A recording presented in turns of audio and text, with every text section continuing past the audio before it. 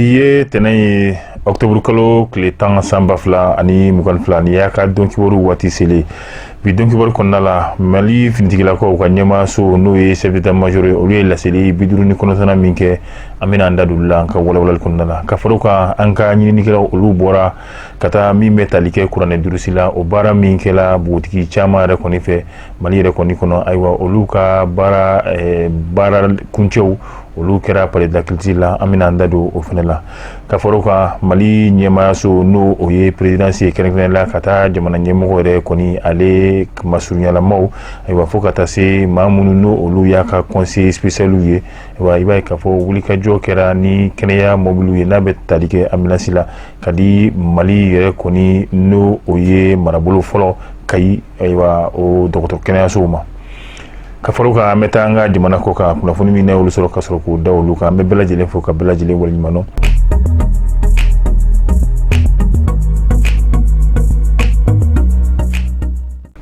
I b'a fɔ an y'a fɔ cogoya min na laadala Mali finitigilakaw ka ɲɛmaaso bɛ laseli min kɛ laseli a bɛ 59 na bi ayiwa o laseli yɛrɛ kɔni kɔnɔna la a bɛ yira k'a fɔ min bɛ tali kɛ septembre kalo tile 27 na san 2022 ayiwa kunnafoni minnu sɔrɔla Mali finitigi kɔni ye wulikajɔ kɛ min ye banbaaci 5 siga kelen bɛ mun na ka se ka olu kɔni minɛ min kɛra sofara ale sugu wɛrɛ la ni ale bɛ Mopti mara yɛrɛ kɔni fɛ ayiwa min o maa 5 cɛla min ye Alaji Jakite ni ale bɛ wele Abu Anas ayiwa bɛɛ lajɛlen ma a dɔn n'o ye ale ye maaba ye Katiba de Masina yɛrɛ kɔnɔna la min bɛ tali kɛ sofara ni Bajangara o ɲɛmaa yɛrɛ kɔni ye ale ye ayiwa Abu Anas i b'a ye k'a fɔ ale yɛrɛ kɔni kun minɛla tɛmɛlen na wulikajɔ min kɛra Mali finitigiw fɛ Mura ayiwa o senfɛ ale yɛrɛ kɔni minɛla mɛ u tilala ka a bila kɔfɛ nka i bɛna ye k'a fɔ an bɛ waati min na Amadu Jakite fɛnɛ ale fɛnɛ ye ɲɛmaa ye n'o ye Katiba de Masina ye ale bɛ Wankoro fo ka taa Mafunɛ ale de kɔni ye o ɲɛmaa ye septembre kalo tile 29 san 2022 Gangeli n'ale bɛ Jɛnɛ mara de kɔni fɛ Mopti région na min ye maa kelen o kɔni maa kelen o kɔni o joginna Mali finitigilakaw la maa 2 banbaaciw la o kɔni dankari kɛr'u la moto 4 fo ka taa se min ye pirogue ni o bɛ tali kɛ bateau an ka fɔ tan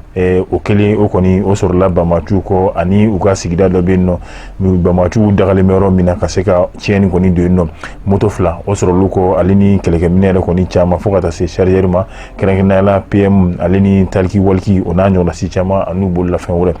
ka taa octobre kalo tile 3 san 2025 san 2022 ayiwa min ye wulikajɔ ye Mali finitigiw kɔni ye o kɛ tuguni i b'a ye u dɛmɛra n'o ye pankuru fɛ sanfɛ cɛmanba ale ni Bamada mara la n'o olu bɛ ɲoro yɛrɛ kɔni fɛ ayiwa wulikajɔ o kɛra sababu ye wulikajɔ kɛra sababu ye ayiwa banbaaci min tun bɛ ni a tun bɛ ka ɲini ni olu yɛrɛ kɔni bɛ ka se ka ayiwa sigidalamɔgɔw ka se ka bagabaga ta ko olu lase olu ma ayiwa o banbaaciw la maa 31 o kɔni olu kɔni si la tununa u ka bolofɛn 5 walima u bolofɛnw marayɔrɔ 2 o kɔni olu sera ka tiɲɛ ani u bolofɛn minɛ caman yɛrɛ kɔni bɛ yen nɔ n'o bɛ tali kɛ kɛlɛkɛminɛ kologirinw yɛrɛ kɔni fana la ka bɔ octobre kalo tile 3 san 2022 halisa Mali finitigilakaw pankuru kɔni wulila min ye banbaaciw u dagayɔrɔ min n'ale bɛ Sare Dina ayiwa ale ni Kouagourou yɛrɛ kɔni mara o bɛ t'i jɔ kilo 12 ɲɔgɔnna si la ayiwa u ye wulikajɔ Mali finitigiw ye wulikajɔ kɛ o yɔrɔ kofɔlen na ka bɛn ni octobre kalo tile 4 san 2022 kunnafoniw sɔrɔlen Mali finitigiw fɛ u wulila ka zolo da ka yaalali kɛ sofara mara de kɔnɔna o kɛra sababu ye banbaaci maa 33 ayiwa o kɔni o sera ka minɛ min ye ɲinini kɔni halisa olu kɔni bɛ sen na ayiwa min bɛ tali kɛ i b'a ye banbaaci 15 olu yɛrɛ kɔni tun bɛ ni maa kofɔlen ninnu cɛla minnu n'olu kun ɲininen bɛ kojugu fo ka taa se k'u tɔgɔ don sɛbɛn na sɛbɛn min b'a yira k'a fɔ ko olu bɛ ka ɲini octobre kalo tile 5 san 2022 ayiwa minnu kɔni ye sigana yɔrɔ n'o ye sigana banbaaci dɔ bɛ yen nɔ ni ale yɛrɛ kɔni tɛ maliden ye jamana wɛrɛ maa don ale yɛrɛ kɔni nana Mali kɔnɔ min bɛ tali kɛ ka se ka maaw ta min na u ka se ka u ka mɔgɔw k'olu caya cogoya min na n'o bɛ tali kɛ banbaaciw la ka se ka dɔ fara u kan cogoya min na ale yɛrɛ kɔni kun dalen bɛ maa ɲini na kɛrɛnkɛrɛnnenya la Jabali yɛrɛ kɔni mara la ka bɛn octobre kalo tile 6 san 2022 Mali finitigilakaw kule nga kunnafoni sɔrɔ yo wuli ka jɔ yɛrɛ kɔni kɛ min bɛ tali kɛ banbaci 4 yɛrɛ kɔni na ko na mara la n'o bɛ Mopti region yɛrɛ kɔni fɛ wa ko sera ka min ye ka se ka tɛgɛ dɔ olu kan ɲinini tɔw kɔni olu bɛ sen na ka bɛn octobre kalo tile 6 san 2022 halisa min ye Jigini Fulbe ale ni Gune Fulbe o yɛrɛ kɔni mara la ni ale yɛrɛ ni Sofara bɛ kilomɛtiri 32 la ayiwa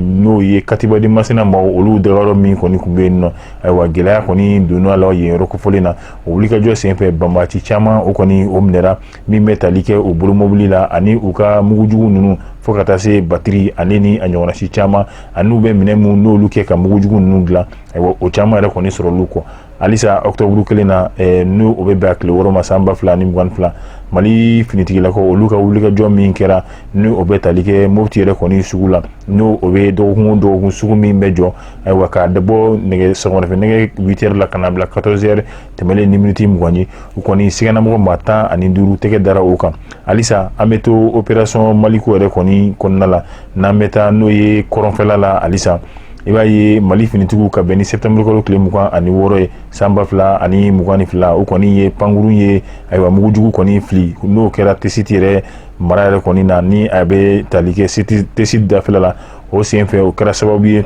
a bɛ fɔ moto min ma ko tricycle ni dɔw b'a wele ko katakatani o 7 sɔrɔla ale ni moto 5 ayiwa fo ka taa se u bololafɛn minɛn caman yɛrɛ kɔni na o sɔrɔla banbaciw kɔ ka bɛn ni septembre kalo tile 27 yɛrɛ kɔni fɛnɛ tuguni Mali finitigiw ye pankurunakaw olu ye wuli ka jɔ kɛ ni o kɛra ka bɛn pankuru min wulila o kɔni kɛra sababu ye banbaciw u bolofɛnw olu bilalen bɛ yɔrɔ min na n'o ye polo logistique ye o fila o sera ka sɔrɔ kungo kolon min kɔnɔ n'o o ye fitili yɛrɛ kungo kɔnɔ n'ale bɛ Tesiti yɛrɛ kɔni mara fɛ o siratigɛ kelen na tuguni banbaci 8 u sera ka dankari kɛ olu la maa caman o kɔni o jogina ani u bololaminɛn caman kɔni o fɛnɛ tiɲɛna octobre kalo tile fɔlɔ san 2022 min ye ka se ka mobili minnu n'o olu bɛ tani ka segin kɛ n'o bɛ tali kɛ camion ayiwa balo bɛ kɛ minnu kɔnɔ ani maaw yɛrɛ bɛ kɛ minnu kɔnɔ tani ka segin fɛ Mali finitigilakaw u sera ka mobili 160 ayiwa ka da o de kan yalasa u bɛ se ka s'u seyɔrɔ la cogoya min na ayiwa o baara ninnu kɔni senfɛ min ye banbaciw ye o wuli ka jɔ yɛrɛ kɔni kɛra kɛrɛnkɛrɛnnenya la Fafa yɛrɛ kɔni mara la o kɛra sababu ye maa 5 o kɔni o jogina nka camion 4 ka se ka gɛlɛya ta ka se ka olu yɛrɛ kɔni fɛnɛ sɛgɛrɛ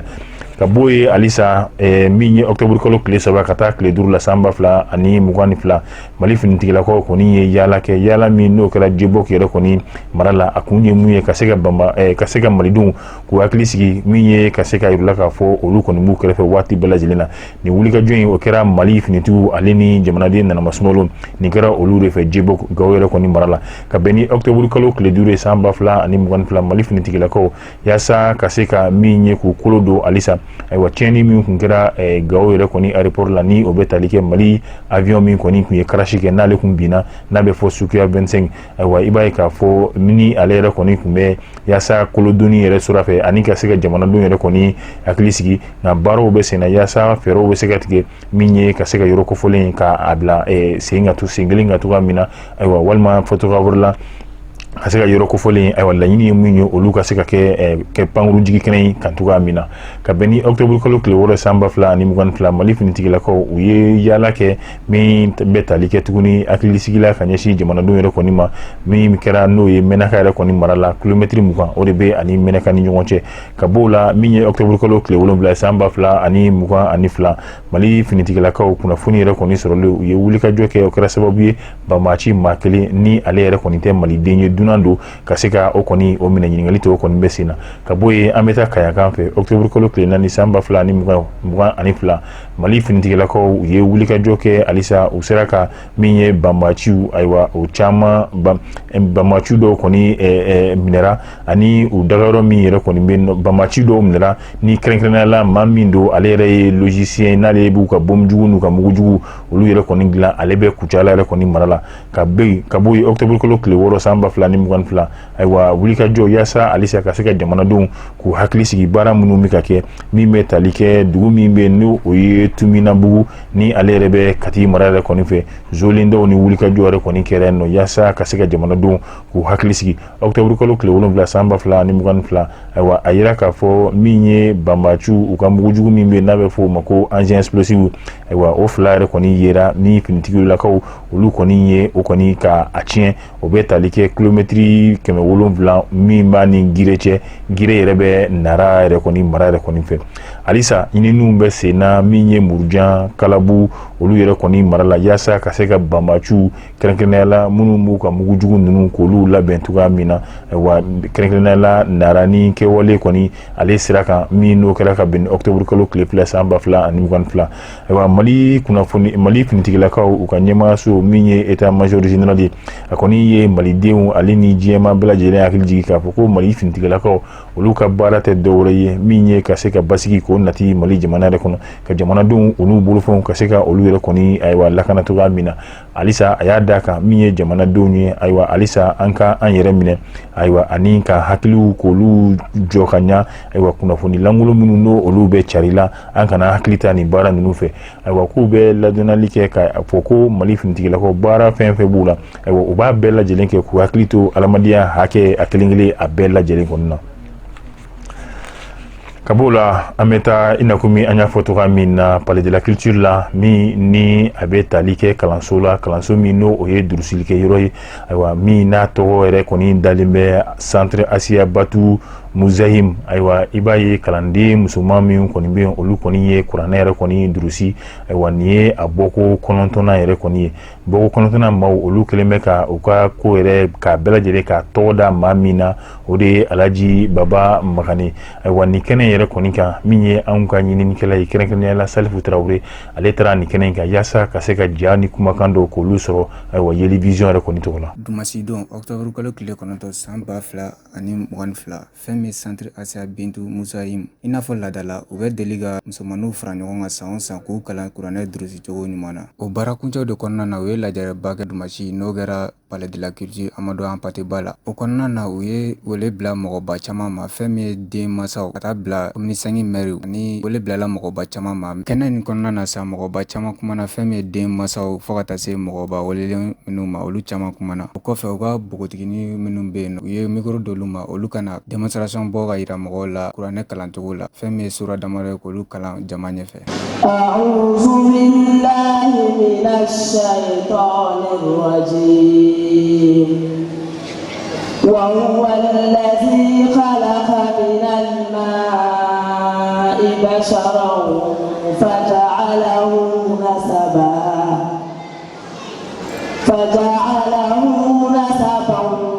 wa sihra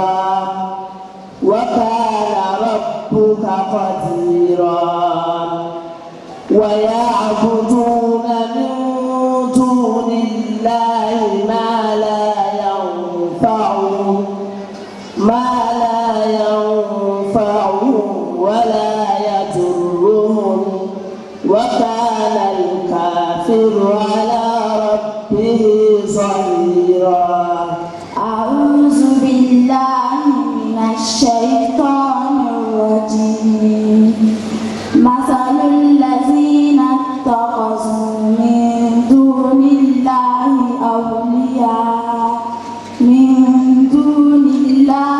أولياء كمثل العنكبوت اتخذت بيتا وإن أوهن البيوت لبيت العنكبوت لو كانوا يعلمون o bɛɛ lajɛlen tɛmɛnen kɔfɛ u ye kado di musomaninw ma mɔgɔ minnu ye garisɛgɛ sɔrɔ ka taga ni kalanba in participer u ye n'o bɛ taa musomanin 35 ɲɔgɔnna na u ye kado ta ka di olu ma minnu bɛ tali kɛ kuranɛ ani lajɛlikɛ fɛn caman pour que ka se ka ni kalanden kofɔlen ninnu k'olu la nisɔndiya cogo min na ani ka se ka mɔgɔ minnu fɛnɛ kun b'a kɛnɛ kan ani mɔgɔ minnu kɛra ja in sɔrɔ fɛn k'a lajɛ pour que ka courage don u bɛɛ lajɛlen na u se ka taga ni kalan barikamaba in participer cogo min na n'an bɔra yen an bɛ taa halisa min ye an ka jamana yɛrɛ kɔnɔna kibaruyaw ye min bɛ tali kɛ an bɛ kalo min na n'o ye octobre kalo ye a yira k'a fɔ nin kalo in kɔni ye ɲɔgɔn dɛmɛ ale ni ayiwa den kɛrɛfɛ o kɔni o kɛlɛli ka bɔ an ka jamana kɔnɔna la o laɲini de kɔnɔna la min ye jamana ɲɛmaa ye min bɛ tali kɛ mobili min ni a bɛ kɛnɛya mobili ko fɔ ni nanzarakan na a bɛ wele ko ambulance o 9 o de kɔni dira Kayi marabolo a ɲɛmaa yɛrɛ kɔni ma ayiwa a dira min ye jamana ɲɛmaa o yɛrɛ kɔni fɛ ayiwa mais nin baara ninnu bɛɛ lajɛlen kɔni a ɲɛ minɛlen bɛ maa min yɛrɛ kɔni fɛ ayiwa o de taara ka taa jamana ɲɛmɔgɔ tɔgɔ la ka taa n'o ye ayiwa mobili kofɔlen ninnu k'olu yɛrɛ kɔni di i b'a ye k'a fɔ nin baara in ninnu ni nin wulikajɔ ninnu bɛɛ lajɛlen kɛra yɔrɔ min na kɔni o de kɛra min bɛ tali kɛ direction régionale de santé de Kayi ni o ye Kayi CCRF yɛrɛ kɔni kɔnɔna ye ayiwa Kayi CCRF yɛrɛ kɔnɔna la i b'a ye k'a fɔ Keɲeba Bafulabe Kita Jema Usubi Janjan Yelimani Sefeto Ɲoro ani Meta Sakabari ayiwa ninnu bɛɛ lajɛlen yɛrɛ kɔni tun bɛ yen nɔ bɛɛ lajɛlen y'i ka mobili sɔrɔ n'a bɛ fɔ min ma ko ambulance médicalisée o b'a jira k'a fɔ minnu mobili minnu bɛ taa banabagatɔ nɔfɛ ayiwa kɛnɛya kun fɔlɔ olu baaraw yɛrɛ kɔni bɛ se ka kɛ mobili ninnu yɛrɛ kɔni kɔnɔna la nin baara ninnu bɛɛ lajɛlen bɛ bila nin kalo in de hukumu kɔnɔna la ni o ye ɲɔgɔn dɛmɛ ani den kɛrɛfɛ o kɛlɛli président de la république Assimi Goïta ale yɛrɛ kɔni ye nin baara ninnu bɛɛ lajɛlen ŋaniya ta ayiwa a fɔra ten a bɛ bila o kɔnɔna la nka minɛn ninnu kɔni minɛra a minɛli ni o kɛra colonel Musa Sumare na ale yɛrɛ ye ayiwa marabolo fɔlɔ n'o ye Kayitɛ o ɲɛmaa ye ale yɛrɛ kɔni y'a jira k'a fɔ ko nin baara in kɔni ko kɔrɔba de bɛ nin baara in na a bɛna kɛ sababu ye musow ale ni denkuraw minnu kan ka na diɲɛ la olu bɛ gɛlɛya min sɔrɔ caman yɛrɛ kɔni bɛna bɔ o sɛman kɔni bɛna bɔ olu la ayiwa i b'a ye k'a fɔ maa jɔn fɔlɔ de bɛna kɛ nin ko ninnu tɔnɔ bɔ b'a ye ko o kɔni ye muso ale ni denciniw yɛrɛ de kɔni ye a y'a jira k'a fɔ min ye mɔgɔ minnu bɛ nin tɔnɔ bɔ olu yɛrɛ kɔni tɔgɔ la dɔgɔtɔrɔ Yorote ale yɛrɛ kɔni kumana a ko nin bɛna kɛ sababu ye min ye den saya fo ka taa se muso kɔnɔma minnu olu ka jiginni sen fɛ olu minnu bɛ gɛlɛya sɔrɔ ani saya min sɔrɔ o kɔni caman bɛna bɔ o yɛrɛ kɔni fɛnɛ la o bɔlen min ye colonel Asan Bajalo Ture ni ale yɛrɛ ye président Nagakɔrɔmɔgɔ ye ayiwa a ka conseiller spécial ni o ye ayiwa lajali n'o o ye maa min bɛ a dɛmɛ a ka baaraw kɔnɔna la min ye a tuguni ka se ka ayiwa hakilina kɛrɛnkɛrɛnnenw ka se ka olu d'a ma bilasiraliba kɛrɛnkɛrɛnnenya la ayiwa jamana ɲɛmaa yɛrɛ kɔni bilasiraliba kɛrɛnkɛrɛnnen don ale de taara ka taa nin mobili kofɔlen ninnu ko olu yɛrɛ kɔni bɛɛ lajɛlen di ni o kɛra Kayi marabolo a ɲɛmaa ma nka ale kɔni bɛ tile sɔrɔ don min na jamana ɲɛmaa fɛ o kɛra ka bɛn ni an ka yɛrɛmahɔrɔnya tali don o ɲɛnɛmayali o don n'o ye 22 septembre ye ale kɔni ye nin baara ninnu sɔrɔ ka se ka baara tɔw k'olu lase a laseyɔrɔ la an bɛ taa an ka jamana kɔ kan kɛrɛnkɛrɛnnenya la min bɛ tali kɛ Rwanda jamana la Mali wasabulon ɲɛma ni ale ye colonel Maliki Jaw ale kɔni taara taama la ani wasaden caman olu kɔni taara taama min na n'o o bɛ tali kɛ ɲɔgɔn ɲɛba min n'a bɛ fɔ ko EIP ni a bɛna kɛ n'o ye Rwanda yɛrɛ faaba kɔnɔna la n'o ye Kigali ye ayiwa nin kɛnɛ in kan kuma min na di Mali wasabulon a ɲɛma ma n'o ye Maliki Jaw ye a bɛ n'i da don baabu sen min bɛ sen na a b'i da don o la nka o fana senfɛ ani maaba caman yɛrɛ kɔni bɛna ɲɔgɔn ye diɲɛ kɔnɔ fo ka taa se maliden yɛrɛ minnu yɛrɛ kɔni sigilen bɛ yen nɔ ayiwa a n'olu yɛrɛ kɔni bɛna se ka ɲɔgɔn ye yaasa min ye bilasiraliw ye ka se ka olu fana caman kɛ ka bɔ yen an bɛ taa Senegal jamana kan min ye Usmane Sonko ale yɛrɛ kɔni y'i da don kuma la tuguni Faransi jamana ɲɛma a y'a jira k'a fɔ ko waati sera Faransi kɛ a sen jalen k'o bɔ ayiwa farafinna jamanadenw olu yɛrɛ kɔni kan ka ten ko i b'a ye k'a fɔ Faransi jamana ko a kɛlen tɛ jamana ye minnu n'olu ka maradenw yɛrɛ kɔni bɛ farafinna jamana kan k'a ka misali suruman ta a sigiɲɔgɔn dɔw kan n'o ye Allemagne jamana ye min ni ale ka sɔrɔ ka bon ni nanzara jamana yɛrɛ kɔni bɛɛ lajɛlen kɔni tɛ ayiwa i b'a ye k'a fɔ ko maradenw yɛrɛ kɔni b'o jamana in fana bolo farafinna kan nka ale t'i ɲɛ foyi don farafinna a ka maraden minnu bɛ yen nɔ olu ka koɲɛ bɛɛ lajɛlen na nka Faransi i bɛna ye k'a fɔ ale de sen b'a bɛɛ lajɛlen na nka kɔsannin in na a b'a jira k'a fɔ n'i taara Tchad ka na Mali la i b'a ye a bɛɛ lajɛlen kɔnɔna la ka Tchad ta fanga jaso kɔni kɛra mais Faransi ɲɛma ayiwa olu kɔni taara olu kɛrɛfɛ min ye dɛmɛ ye ka se ka don u ma cogoya min na nka Mali yɛrɛ kɔni ta kɛra fanga jaso kɛlen kɔfɛ ka se ka fanga dalakile o min kɛra ko o de ma bɛn Faransi ma o de kama Faransi ko k'ale b'a ka koso n'a ka kasaw bɛɛ lajɛlen cɛ ko ka taa Jean-Yves Le Drian ale y'a yira k'a fɔ Côte d'Ivoire 3e mandat ni o ye fanga ta ko sabanan ye ayiwa o mun kɛra Côte d'Ivoire ani dɔ kɛra Biélorussie nka Faransi kɔni y'i jɔ ko Biélorussie ta ko o tɛ kɛ bi o tɛ kɛ sini nka u sɔnna Côte d'Ivoire ta ka kɛ ɲininkali min kɛra la a y'a yira k'a fɔ bari ka d'a kan ko Biélorussie kaw olu yɛrɛ de kɔni ko olu t'a fɛ o kɔrɔ b'a yira k'a fɔ Côte d'Ivoire jamana kan maa ma sɔrɔ yen nɔ mun ko ale kɔni tɛ 3e mandat yɛrɛ kɔni fɛ a y'a fɔ tuguni ko waati sera Faransi bɛ k'a ka